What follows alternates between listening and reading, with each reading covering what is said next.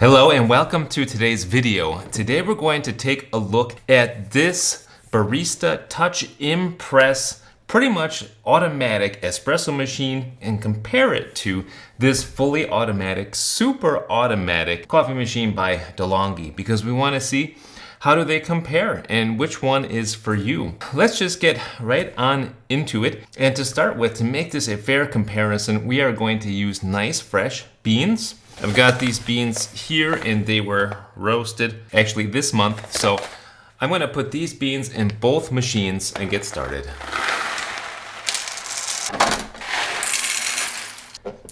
All right, so we're good to go. Good fresh beans, good filtered water. Now we can get started. And what we're gonna do is compare three things. We're gonna compare an espresso, a long black, and a cappuccino.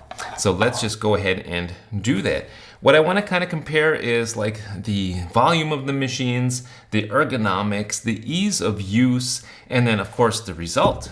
Does this do as good as this one, for example? One thing I want to say before we start, these Delonghi machines, they're all pretty much the same. Whether it's this machine, the Prima Donna, the Aleta, or whatever, they all use the same brew group, the same grinder assembly. Really, the only difference is just in the features. So this is the Delonghi brew group right here, the grinders on the inside, and they all pretty much across the entire line are the same. All right, let's start by making an espresso. It's pretty easy for the Delonghi. All you gotta do is just press the button for espresso and you're good to go. I'm gonna choose actually the max beans. I've got it set for the hottest temperature, by the way, and let's just press espresso.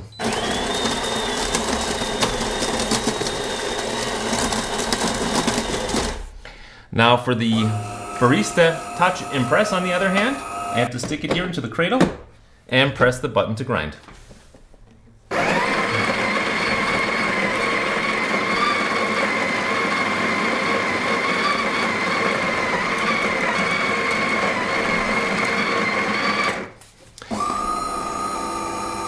And I'm gonna go ahead and tamp. It tells me that the level is good. And so now we can just put this in here and start the shot.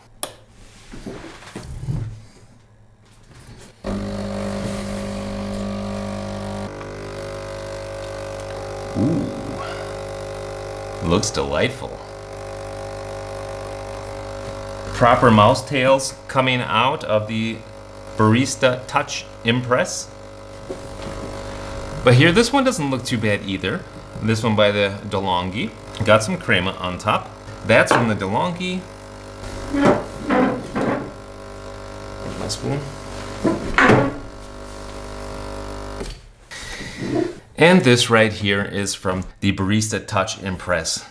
These are two different types of crema. You can see that this one here in my hand from the Barista Touch Impress is a real crema made from the pressure that is created from the incoming water pressing upon the coffee puck. This one here, I believe there's probably a bit of a frothing mechanism in there to add a little bit of crema, but either way, you've got crema. So let's just test them out. It's actually pretty good, better than what I was expecting for sure. Very balanced, just a little bit of sweetness. Maybe not, it's maybe lacking a little intensity. Of course, these are also smaller pucks. The puck that you get from these are probably about 10, 12 grams, whereas these are between 16 and 20 grams. Let's try this one. It's a much more complex shot. I've got some kind of pit fruits coming through there, maybe just a little bit of cherry, certainly a lot of chocolate notes in there. It's much more intense. So yeah, the shot for this espresso machine does beat the Delonghi, certainly in intensity, in the complexity of flavors too. So this is the winner, but this one is actually pretty decent. It's balanced. Getting value from this video? Please take a moment to like and subscribe.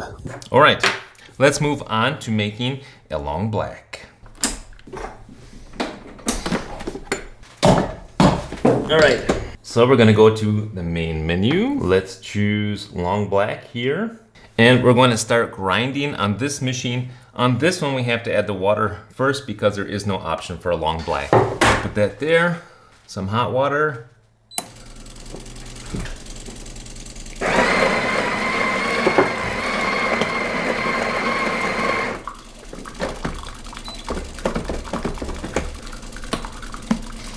Okay, and now on the Touch Impress, all I have to do is press the button to start.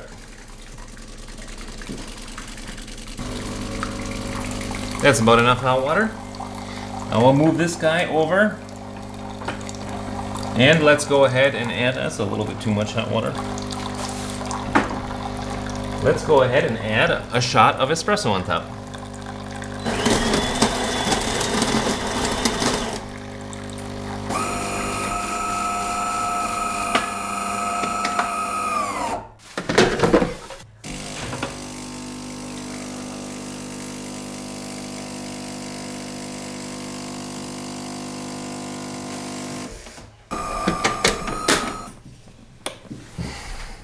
All right, so here we've got a long black from the Delonghi. Ooh, and here it comes from the Barista Touch Impress.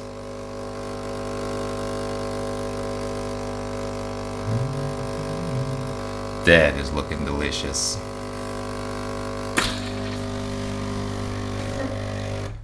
Okay, so here we go. This is the one from the Magnifica Evo. You can see it's actually kind of red colored, almost like a red beer. And let's give it a taste. It's good. It's still balanced, but it's not very intense. Let's try this one. You can see that we've got actually some crema on top there. That's why I like the long black over an Americano. When you do the water first and then put the espresso on top, then you still get some nice crema on there, which is delightful. Very good.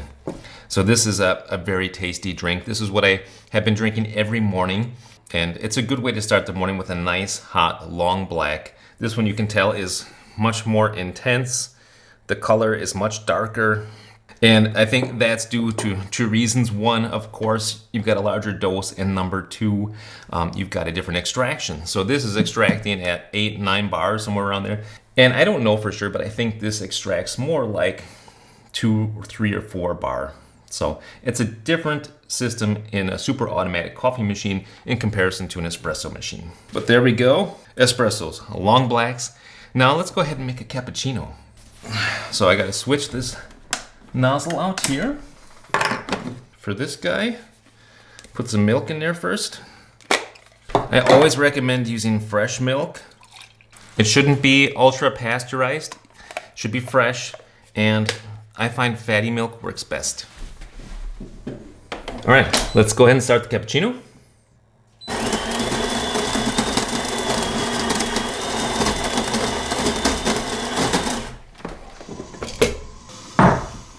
One thing you will notice, of course, is I have to take out the puck and knock it out for this machine over here. This is automatic.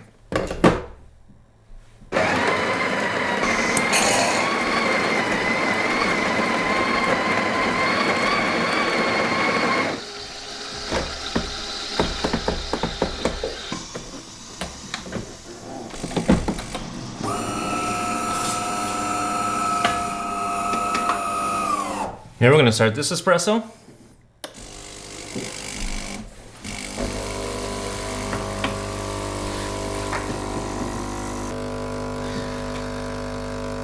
Okay, so we've got this cappuccino here. Hopefully you can see that. Doesn't look too bad.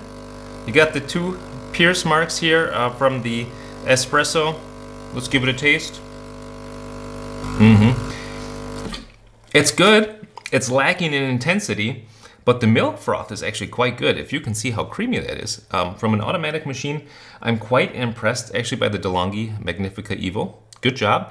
And what you can do is just add another shot of espresso to it if you want for it to be more intense. Now, this one we've got our delightful espresso made there. And now, let's go ahead and froth our milk. It's also pretty easy. We're just gonna go to the milk. I want to choose the settings. Froth down to 3, temperature to 60, and let's go.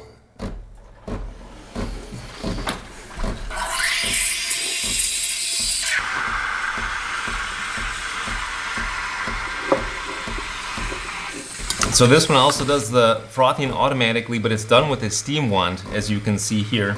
And what it does first is it injects air and it steams. So it does actually both of those things At the same time, towards the end of the cycle, what it's going to do is try to churn the milk a bit, and it's got a temperature sensor down here to know when to stop, which is now. So you can see that's not all that much work either. Does that all automatically. It even rinses automatically. You do need a milk pitcher for this particular machine, and let's just pour it in and see how it tastes.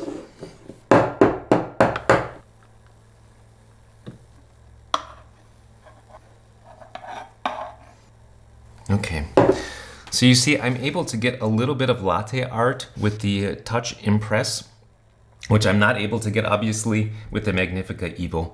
That's a different story. Yeah, also the espresso is much more intense. You can see here a nice, beautiful brown color on top of the cappuccino, whereas here you just have the two pierced marks.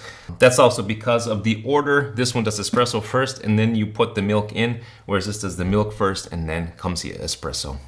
But again, let's give it a taste test. To me, this one tastes mostly like steamed milk with a little bit of coffee flavor. It's kind of lacking in intensity. What I would do is probably add another shot to it. This one here, oh yeah, that's nice and sweet. So the combination of a well-extracted espresso as well as milk that has been frothed in this manner compared to that manner makes for a really nice sweet drink. The milk is frothed to a very creamy, delightful texture, and some of the sweetness of the milk has been brought out as well. And that mixed with a nice intense espresso makes, oh, a tasty, tasty cappuccino. So yeah, this one's very good. I'm quite delighted with this one. And so yeah, that is the test. Espresso, Americano, and cappuccino. Let's do one more thing, a height test, because people often ask me, Tom, does a Yeti fit underneath there? Does a tumbler fit? It doesn't quite fit on the Evo, although you could probably just hold it there if you needed to. Oh, there it stays put. And is it going to fit here? I don't think so. No, certainly not. That does not fit. Yeah, this is too tall. Really, for either of these machines, this tumbler is too tall. Okay, so what about a facet? Who are these machines for, or rather, how do they compete to one another? For me, the biggest difference really is that this makes a much more intense drink. This makes an actual real espresso at 9 bar. Also because the grinder does grind fine enough for espresso, and because the pump system inside is made to aim for that 9 bar. Whereas this one here doesn't grind nearly as fine. The pucks are a lot smaller. They're more like 10 to 12 grams compared to 16 to 20. And the pressure system, therefore, is meant to be more like between 2 and 3, maybe at the most 4 bar. So that's really the main difference between the two. I would say that this requires a bit more work. This one is easy. All you have to do is press a button.